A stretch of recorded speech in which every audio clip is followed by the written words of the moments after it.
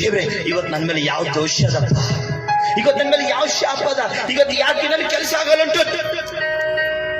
ಹೋಗ್ತಾ ಹೋಗ್ತಾ ಹೋಗ್ತೀರಿ, ಸುಮ್ನೆ ನಿಮ್ ಗಾಡಿ ಖರಾಬ್ ಆಗ್ತದೆ, ಏನ್ ಶಾಪ ಅದ ನೋಡ್ರಿ, ವಿಚಾರ ಮಾಡ್ರಿ.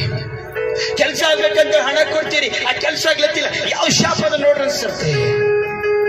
ಎಷ್ಟು ಹಾಸ್ಪಿಟಲ್ಗಳಿಗೆ ಓಡಾಡ್ತೀರಿ, ಯಾಕೆ ಬಿಡುಗಡೆ ಆಗ್ಲತ್ತಿಲ್ಲ, ಏನು ಶಾಪದ ವಿಚಾರ ಮಾಡ್ರ ಅನ್ಸತ್ತೆ. ಎಲ್ಲರ ಕೆಲಸಗಳವ, ಎಲ್ಲ ಚಲೋರ, ನನ್ನ ಲೈಫ್ ಯಾಕೆ ಹಿಂಗದ, ಯಾವ ದೋಷ ನಿನ್ ಮೇಲದ, ಯಾವ ದೋಷ ಬಂದದ, ಪಿತೃಗಳ ದೋಷ ಅದನ, ತಂದೆ ತಾಯಿಗಳ ದೋಷ ಅದನ, ನೀನು ಮಾಡಿದ ಪಾಪದ ದೋಷ ಅದನ ವಿಚಾರ ಮಾಡೋ ಸರ್ತಿ.